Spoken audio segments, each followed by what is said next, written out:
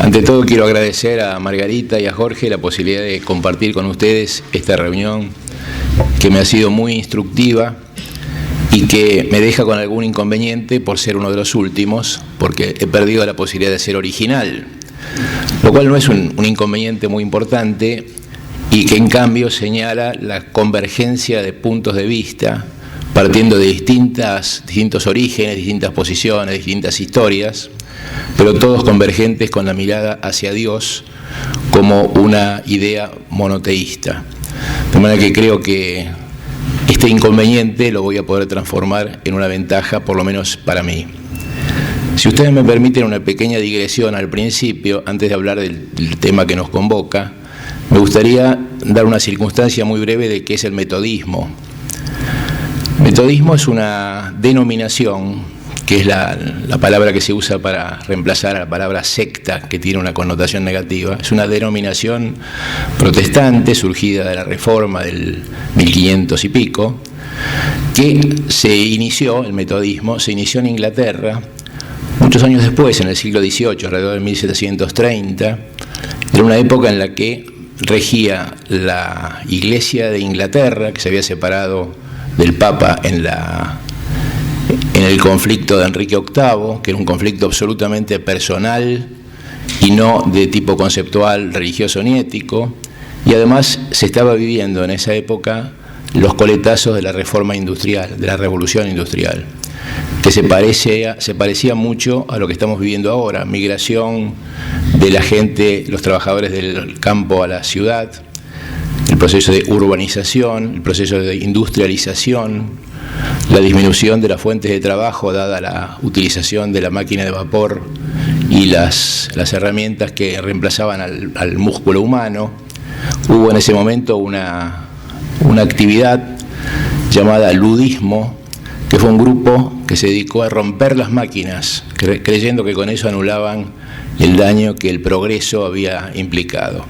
En esas circunstancias de pobreza, de disminución de fuentes de trabajo, de reemplazo del trabajo por las máquinas, un grupo de jóvenes estudiantes de Bellas Artes en Oxford se dedicaron a una actividad de tipo reflexivo, místico, basadas en la lectura de los Evangelios, en el estudio de la Biblia en su conjunto, en la actividad piadosa de reflexión y oración, y el servicio a los pobres, a los menesterosos, que en ese momento eran los abandonados por el trabajo, los desheredados, los niños, las prostitutas, los presos. Estos jóvenes, brillantes estudiantes de Oxford, se dedicaban a visitar a los presos, a auxiliar a esa gente que estaba dejada de lado de la sociedad, y de a poco fueron constituyendo un movimiento que por su estrictez fue denominado peyorativamente como metodismo. Estos jóvenes eran capitaneados, tenían como líderes a los hermanos Wesley, Juan y Carlos Wesley, y a Jorge Whitefield, que era un gran predicador, un gran entusiasta como predicador. En cambio, Carlos Wesley era un hombre que se dedicaba mucho a la música, que es una de las características del metodismo, la cantidad de cantos, de himnos, y de Juan Wesley, que era un gran organizador. Esta posición religiosa se extendió dentro de Oxford, trascendió los límites de Londres, se repartió por todo el Reino Unido, de Gran Bretaña, y migró a los Estados Unidos, donde se encontró con otra circunstancia histórica importante, que era la Revolución. Era la época de 1770 y pico, donde estaba el conflicto de los ingleses, que eran los que representaban a esta gente que venía de Inglaterra, de Europa, y los revolucionarios en América. A pesar del conflicto que generaba esta posición, el metodismo se extendió en Norteamérica y propagó al resto de América hacia el sur, y en 1836 empezó la predicación en inglés en toda Sudamérica. Y en 1878 se propaló el pastor Juan F. Thompson, que era un argentino, hijo de irlandeses, pero educado en la Iglesia Episcopal Norteamericana. Predicó el primer sermón en castellano, 1867, la época del presidente Mitre. Desde entonces la Iglesia Metodista se ha extendido, ha crecido en número, tiene la característica parecida a la del islamismo, que no tiene una autoridad superior que la dirija, no tiene una dependencia administrativa ni doctrinal que la unifique, sino que tiene órganos de control y de gobierno propios de cada país, de cada región e inclusive de cada barrio. Mi iglesia se llama Iglesia Metodista Argentina de Almagro. Naturalmente hay una organización suprasegmentaria que tiene fines puramente de coordinación y de administración, que es el Consejo Mundial de Iglesias, que reside en Ginebra, que hace reuniones cada 3 años, reuniones plenarias con representantes de todas las iglesias, y que desde el año 1965, tuvo el privilegio de recibir la visita de 3 papas: San Pablo VI, San Juan Pablo II y el actual pontífice Francisco, en visitas fraternas, visitas que ponen énfasis en la unión de las iglesias cristianas, pero que no suponen ningún tipo de supremacía de opiniones. De manera que lo que estoy diciendo, en alguna medida, explica que lo que yo diga es mi opinión. No puedo representar la opinión global, aunque naturalmente nadie es tan original como para tener ideas que puedan disentir del resto. ¿Quién es la autoridad máxima para cada uno de los evangélicos metodistas? La Biblia. La Biblia es el instrumento al cual los evangélicos tenemos el derecho y la obligación de acceder, de conocer detalladamente, de estudiar cuidadosamente, porque hay un contenido de tipo cognoscitivo, intelectual y otro de tipo espiritual. Y yo recuerdo que desde los 4 años concurría a la escuela dominical, al jardín de infantes, donde me enseñaban los primeros cuentitos de la Biblia, pero que iban formando la base del conocimiento progresivo, y donde tuve la suerte de conocer a la que hoy es mi esposa. Quizá la expresión máxima de esa máxima del conocimiento de la Biblia, esa consigna que debe estudiarse la Biblia, es Frances Haslam. Frances Haslam probablemente es la metodista más famosa de la historia argentina, porque es nada menos que la abuelita de Borges. Esa abuelita inglesa que le hablaba en un lenguaje especial que él no entendía muy bien, pero que era el inglés y que lo aprendió sin darse cuenta, era una señora que sabía la Biblia de memoria, o por lo menos es lo que dicen. No sé si será cierto, pero lo que sí tiene de cierto la anécdota es que en alguna medida el conocimiento de la Biblia es lo que pauta la conducta de los evangélicos metodistas, que casi es un detalle cuando uno lo encuadra dentro del valor y de la importancia del cristianismo en su conjunto. Dicho esto, debo considerar muy brevemente, porque ya no lo lamento como una pérdida que hayan dicho lo mismo que yo pensaba decir antes, sino que lo tomo como una coincidencia. Y quiero hacer un análisis o una interpretación del título de esta parte, donde se dice el fin de la vida. El fin de la vida puede ser visto como conclusión de la vida, pero además como propósito.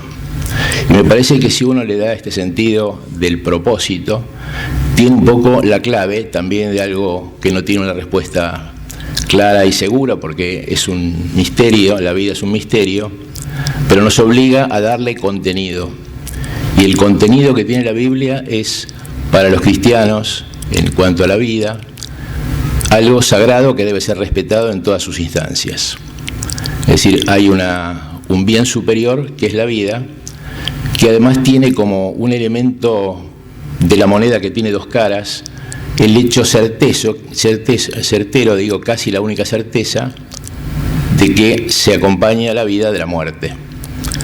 Y la muerte, fue muy bien explicado por el padre, no es un instante, no es un momento, sino que es un proceso que transcurre muchas veces en un largo periodo y que obliga a que tengamos una actitud concreta, bien positiva, no solamente para ese momento supremo donde se desconecta la vida hacia la muerte, hacia ese incógnito que algunos, los que creemos, le damos sentido y otros no, pero también es un sinsentido el pensar que no hay nada después. Para llegar a ese momento hay algo que transcurrió en el tiempo y que debe ser considerado. Los médicos tenemos el privilegio de acompañar a nuestros pacientes en esos momentos. No tenemos la obligación de curarlos, porque sería imposible asumir esa responsabilidad. Tenemos sí la obligación de acompañarlos. Y muchas veces estamos seguros que el proceso de la muerte va a acontecer, no tanto por una cosa súbita, como puede ser un paro cardíaco, de un evento coronario, sino algo que va transcurriendo lentamente y que uno en ese momento tiene la obligación de asumir la responsabilidad de acompañar. Cuando me toca hablar de esto siempre evoco lo que pasa en las recorridas de sala en el hospital, donde el jefe de la sala, acompañado de sus residentes y algunos alumnos, van viendo a los pacientes uno a uno, y cuando enfrentan a un paciente terminal, entre comillas, saltan a la cama siguiente porque a ese enfermo no hay nada que hacerle ni presenta nada interesante para mostrar. Curiosamente, los pacientes perciben esa actitud que es muy obvia, que es muy evidente y que se reitera día a día, y muchas veces rompen en llanto porque se dan cuenta que han sido no afectados por una enfermedad, sino abandonados por sus médicos. De manera que me parece que el conceptuar la muerte como un proceso obliga a resolver este punto.